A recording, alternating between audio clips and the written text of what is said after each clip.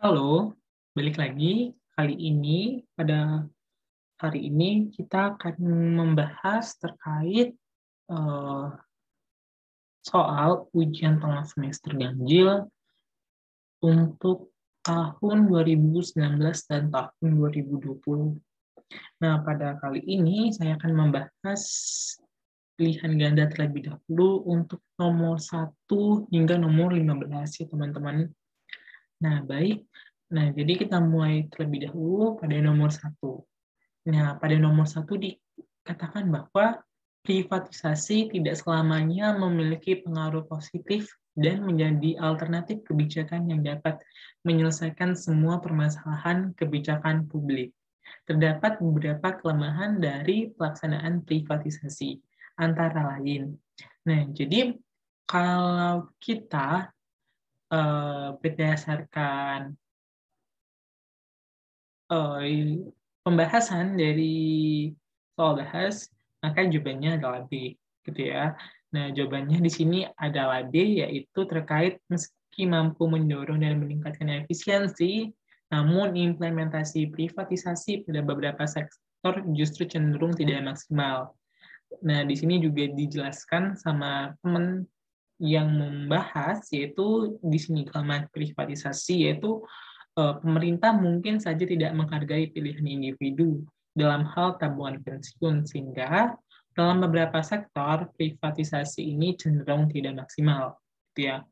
Nah, tapi mungkin kalau kita bisa membaca referensi lain, gitu ya, membaca referensi lain, kalau privatisasi ini kan artinya apa ya namanya, memberikan gitu kan. Ini kan sebenarnya kan kalau dalam publik, pemerintah biasanya kan segala hal itu pemerintah punya gitu ya. Namun misalnya kayak membangun kebijakan publik, atau membangun barang publik misalnya seperti itu. Nah, tapi bisa suatu ketika pemerintah ini dengan publik memberikan kepada perusahaan misalnya sektor swasta untuk melaksanakan ataupun untuk membuat dari apa ya namanya,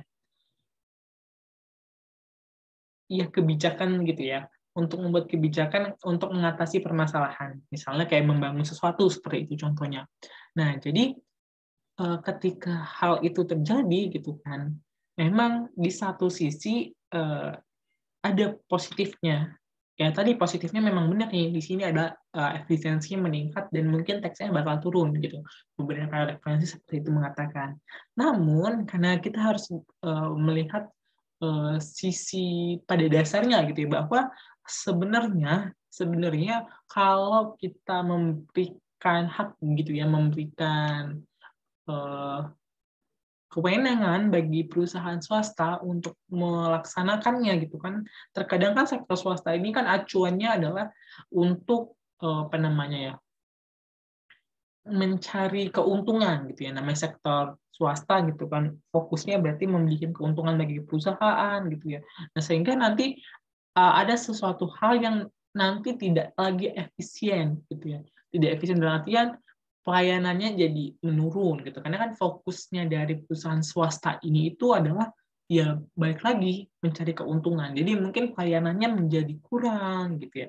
Makanya ada terkait di sini, makanya dikatakan di informasi B ini saya juga setuju untuk jawaban B itu, meski mampu mendorong dan meningkatkan efisien, namun implementasi privatisasi pada beberapa sektor justru cenderung tidak maksimal. Jadi kita bisa melaksanakan privatisasi, tapi nggak semua yang kita laksanakan dari kebijakan privatisasi ini tuh membawa dampak yang baik seperti itu. Makanya kalau yang nomor 1 ini B, dan mungkin untuk penjelasannya teman-teman juga bisa bahas dari soal sini terkait privatization. Ini ada proposal to reform gitu kan. Artinya di sini proposal kebijakan untuk merubah gitu kan. Yang apa terkait pajak penghasilannya yang akan diinvestasikan ke aset gitu. Jadi kan ibaratnya dia merubah seharusnya menjadi pajak yang dibayar sekarang, tapi nanti dibayarnya dan harus diinvestasikan. Jadi kayak ibaratnya sama kayak tadi, dia seharusnya menjadi haknya pemerintah tapi diberikan ke sektor swasta tadi, seperti itu. kalau yang nomor satu ini, gitu ya. Jadi nomor satu mungkin di sejauh ini jawabannya B. Dan untuk nomor dua, masalah dalam penyelesaian eksternalitas menurut teorema Quase yaitu ada biaya tawar-menawar atau bargaining cost-nya tidak nol, orang pada umumnya kurang peduli dengan sesama, pasar selalu ada, dan jumlah kompensasi terlalu besar.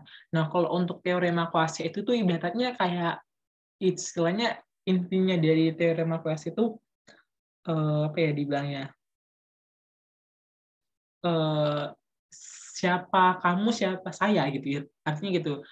Karena kan di sini itu terkait apa ya namanya ya?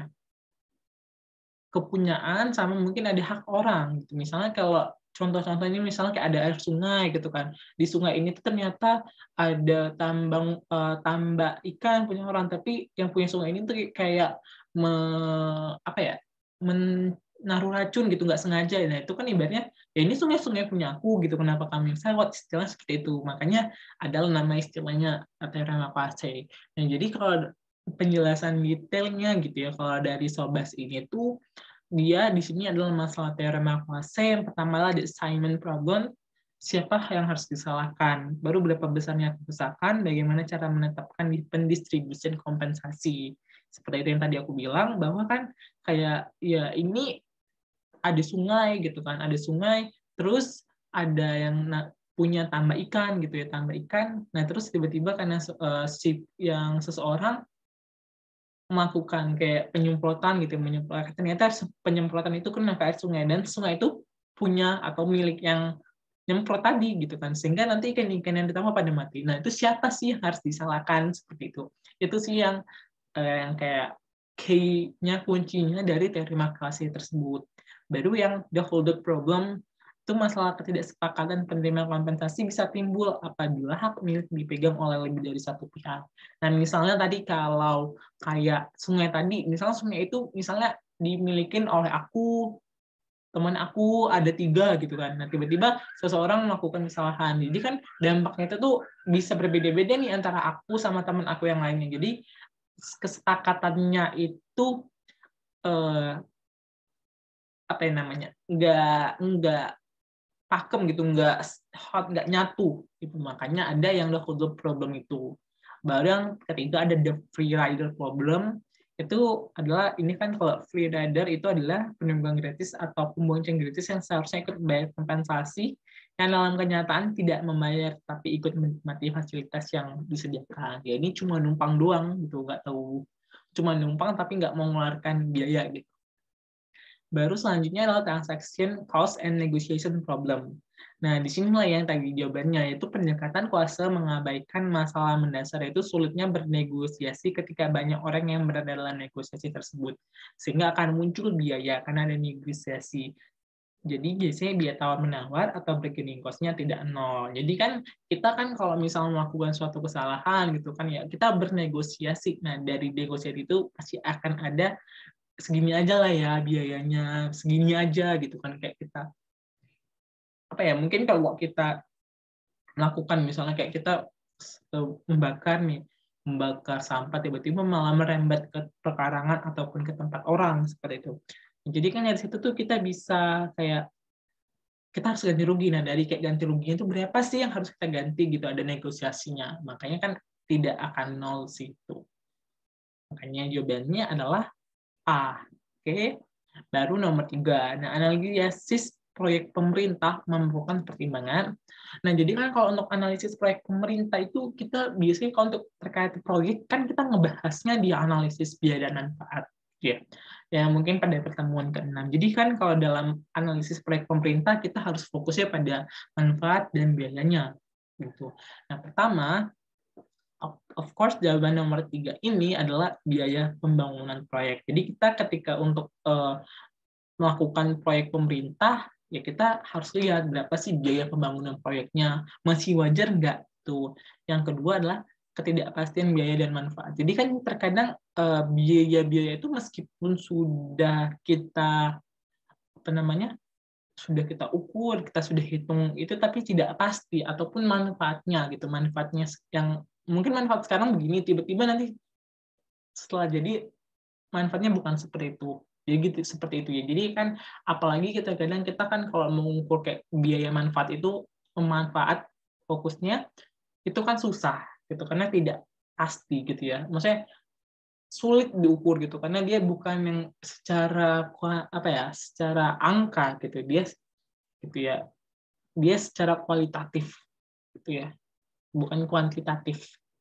Nah, dan dampak distribusi proyeknya. Dampaknya ini tuh bagaimana? Makanya untuk jawabannya nomor 3, dalam proyek pemerintah kita perlu memperhatikan semua ketiga ini ya. Dampak distribusi proyeknya bagaimana, ketidakpastian biaya dan manfaatnya bagaimana, biaya pembangunan proyeknya bagaimana.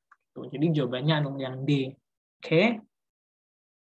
Keputusan pemerintah untuk menanggung pembayaran pensiun bagi PNS, jaminan sosial bagi seluruh rakyat, akan menyebabkan timbulnya kewajiban keuangan pemerintah di masa yang akan datang, dan tidak tercantum dalam proses penganggaran tiap tahun. Dikenal sebagai, nah jadi kalau di sini itu kita fokusnya dulu ke sini dulu ya teman-teman. Keputusan pemerintah untuk menanggung pembayaran pensiun bagi PNS. Jadi kan kalau pemerintah menanggung pensiun gitu kan, pensiun, jaminan sosial itu kan merupakan kayak sebagai bagi PNS itu kan sebagai advantage, keuntungan, dan bagi pemerintah itu kan pengeluaran mereka gitu ya, pengeluaran yang harus pemerintah bayarin setiap bulannya untuk bayar pensiun. Maka itu kan kewajiban bagi pemerintah. Nah, namanya kewajiban ya, ini semua tentang kewajiban, ada obligation-nya. Nah, tapi kalau kita berdasarkan hal ini tuh jawabannya yang C, yang implicit obligation. Nah, ini bisa teman-teman lihat dalam pembahasannya juga di sini ya.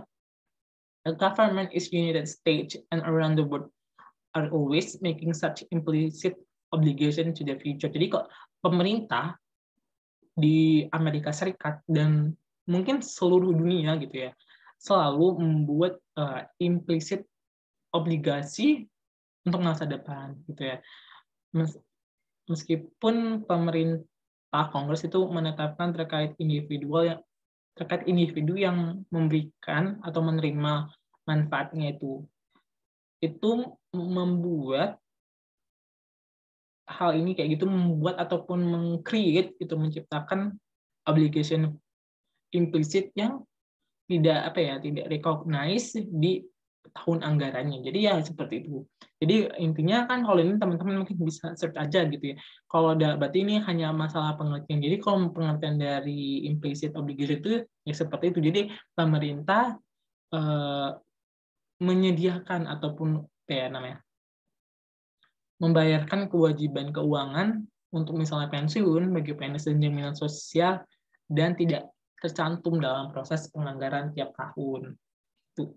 Baru nomor 6, alasan kenapa setiap warga negara harus memperhatikan defisit anggaran pemerintah, karena defisit anggaran akan mendorong pertumbuhan ekonomi. Nah, kenapa? Karena kan biasanya kan kita kalau defisit anggaran berarti kan kita pengeluarannya itu lebih besar ya daripada pendapatan. Nah, ketika pengeluaran lebih besar itu kan biasanya kita lebih fokusnya, ini pasti dimanfaatkan program pemerintah itu pasti lebih terjadi gitu ya, lebih banyak realisasinya, makanya mendorong pertumbuhan ekonomi seperti itu ya. Karena kan artinya kan kalau kita lihat kalau masih ada sisa pendapatan misalnya gitu ya, surplus, artinya kan ini kenapa surplus nih, kayak kurang efisien. Nah, karena kan ibaratnya kan kalau kita punya pendapatan kan lebih bagus kita habiskan gitu ya, habiskan secara keseluruhan itu. Atau kan kalau kita secara individual kan kalau kita punya dapat ya kita consumption semua gitu kan. Nah, jadi kalau misalnya pemerintah juga gitu, ketika ada pendapatan yang kita harus konsumsi semua gitu. Kalau ada sisa dana itu kan kelihatan, ini kenapa nggak dimanfaatkan, seharusnya kan bisa dimanfaatkan untuk ini gitu. Nah, makanya ketika ada defisit anggaran berarti kan kita pemerintah berusaha semaksimal mungkin untuk memanfaatkan dana yang ada sehingga akan terjadinya pertumbuhan ekonomi. Nah, kayak jawabannya adalah yang D, nomor 5. Yang nomor 6, barang publik seringkali tidak tepat jumlah karena ada free rider tadi gitu ya. Free rider problem itu tadi sudah dijelaskan, artinya kan dia ini rider itu ya penunggang, artinya dia orang gitu ya yang menikmati manfaat gitu kan, ya, ketika kita menikmati suatu manfaat seharusnya kan kita ikut membayar kompensasi yang ada di dalamnya, tetapi dia itu tidak ikut membayarnya. Nah, sehingga kan kalau misalnya kita tarik kemari gitu ya, barang publik seringkali tidak tepat jumlah karena kadang kita sudah meng-create gitu kan, tapi ketika sudah banyak yang hanya sebagai penggunanya aja tapi tidak untuk merawatnya, tidak ada pendanaannya. Jadi ya hasil barang publiknya itu tidak tepat jumlahnya gitu. Ataupun bisa kita bilang pemerintah malas, ataupun mungkin misalnya kayak ya pemerintah apa ya namanya, nggak terlalu suka, artinya karena ya pemerintah kan ya artinya kan gini loh, pemerintah sama masyarakat itu kan harus saling gitu. Ketika pemerintah sudah menyediakan ya masyarakat yang menggunakan aku harus juga ikut membantu. Nah, tapi ketika pemerintah sudah membantu untuk menyediakan dan tidak ada yang yang masyarakat menghargai apa yang sudah dibuat, ya itu kan artinya tidak akan sinkronis gitu ya. Makanya itu salah satu mengapa barang publik seringkali tidak tepat jumlahnya. Lalu kalau automatic stabilizer cenderung meningkatkan defisit anggaran dalam jangka pendek ketika ekonomi turun. Karena kalau defisit anggaran itu, automatic stabilizer itu adalah kan namanya defisit anggaran, berarti kan pendapatannya itu lebih kecil ya, lebih kecil dibandingkan sama si pengeluarannya. Ya pengeluarannya itu ya belanja. Makanya kalau ada defisit anggaran, berarti kan penerimaan pajaknya turun dan kenaikan belanja itu. Jadi kalau untuk di sini pengertiannya adalah automatic stabilizer adalah automatic reduction. Berarti kan penurunan dari pendapatan dan peningkatan dari sisi belanjanya dalam keadaan ekonomi yang turun gitu ya. Sehingga jawabannya untuk nomor 7 adalah yang B, jawaban A dan B. Jadi revenue itu dari pajaknya turun dan expenditure-nya, belanjanya meningkat. Selanjutnya, situasi di mana pasar tidak mendistribusikan sumber daya secara efisien disebut, ini jelas ya, kegagalan pasar. Jadi, kan kalau di kegagalan pasar itu, ini nomor 8. Oke, nih. Kalau di sini ada ya, coba kita lihat nih, di awal-awal, kalau tidak salah. Nih, kegagalan pasar. Kegagalan pasar itu mengatakan bahwa pasar biasanya adalah tempat yang baik untuk mengatur kegiatan ekonomi sehingga terjadilah keseimbangan. Namun demikian sebenarnya pasar tidak dapat melakukan segalanya dengan baik. Nah, ini yang menyebabkan kegagalan pasar. Yang pertama adalah eksternalitas dan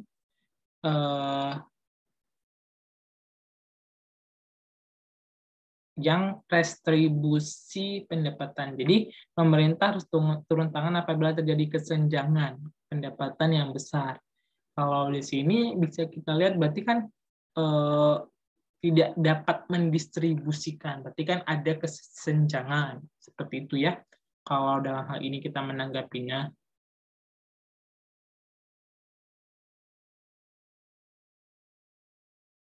Oke, selanjutnya kita ke nomor 9. Nah, salah satu eksternal positif dari pendidikan adalah produktivitas. Nah, manfaat dari produktivitas yang lebih tinggi adalah, jelas jawabannya adalah standar hidup yang meningkat. Kan nama eksternalitas positif itu kayak ya dampak yang positif gitu. Jadi kayak apa ya namanya, kita melakukan sesuatu dan itu membawa keuntungan bagi orang gitu ya. Nah, makanya ketika kalau secara secara hubungannya kan berarti kan ketika pendidikan itu tinggi gitu ya, maka akan meningkatkan si produktivitasnya si pekerjanya juga bakal tinggi. Nah, ketika produktivitasnya tinggi berarti akan meningkatkan standar hidupnya yang tinggi gitu. Makanya balik lagi nih adalah standar hidup meningkat. Sebab kan kalau di standar hidup meningkat kan biasanya kan ya bisa kita kayak pendapatannya meningkat juga seperti itu.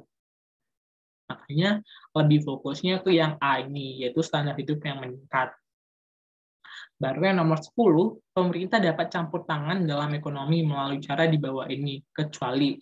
Nah, pemerintah dapat campur tangan itu kan ada beberapa caranya, yaitu pengenaan pajak dan memberikan subsidi. Ini teman-teman bisa baca nih, soalnya pertemuan awal banget. Yang kedua, membatasi mendorong penjualan atau suatu barang, baru pengadaan oleh swasta yang dibayar oleh pemerintah. Kalau mau lihat itunya di sini ada ini.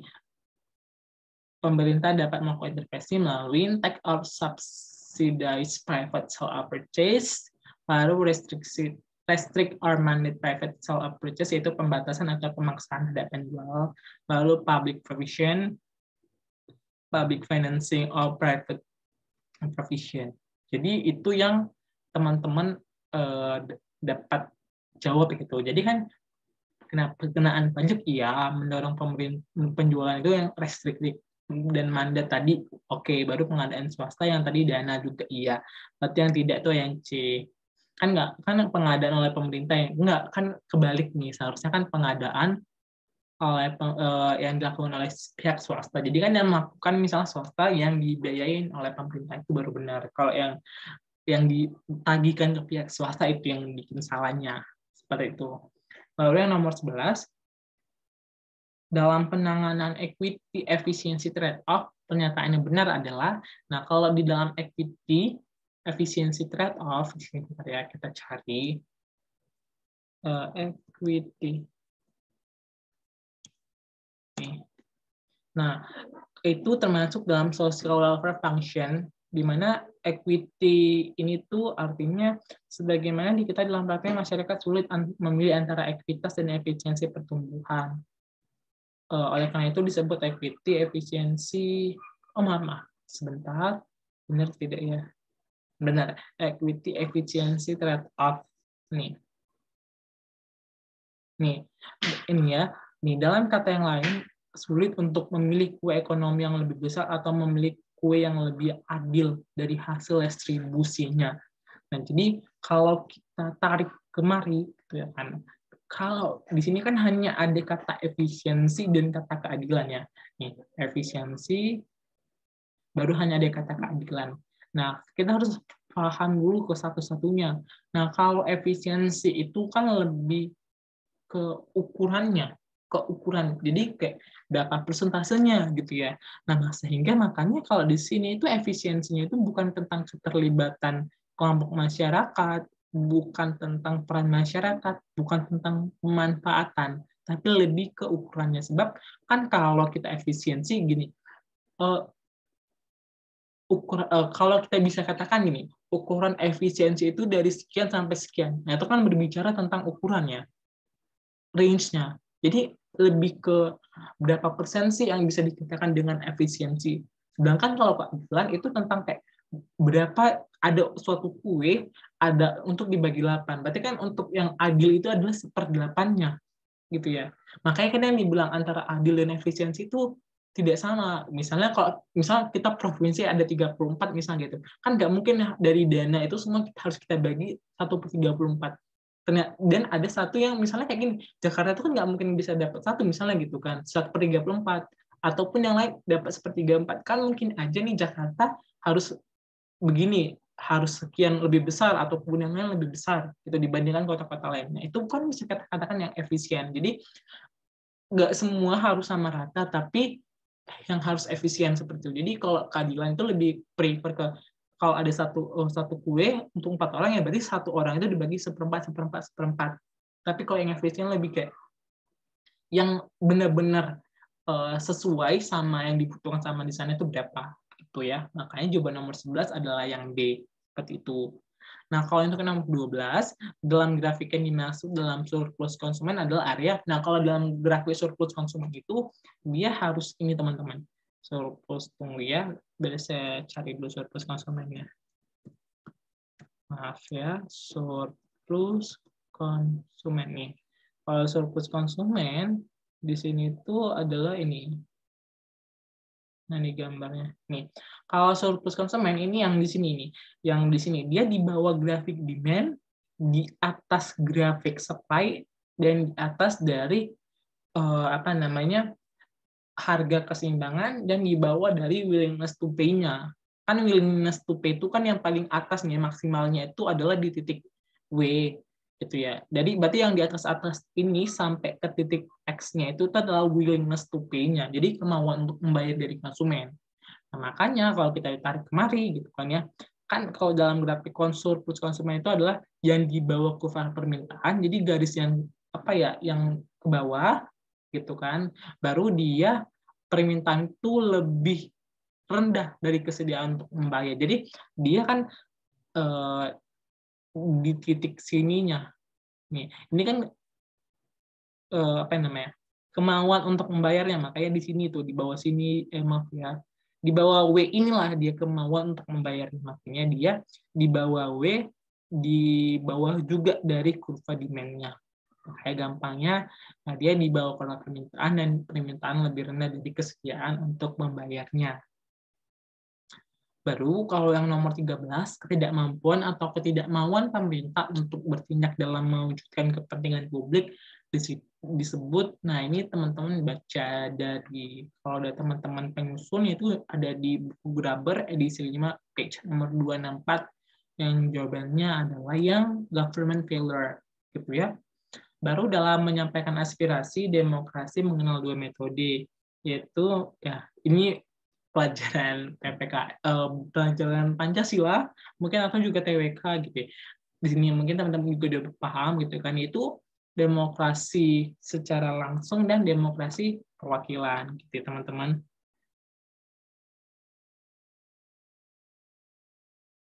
Perwakilan. Nah, jadi kalau demokrasi perwakilan itu ya kayak apa ya?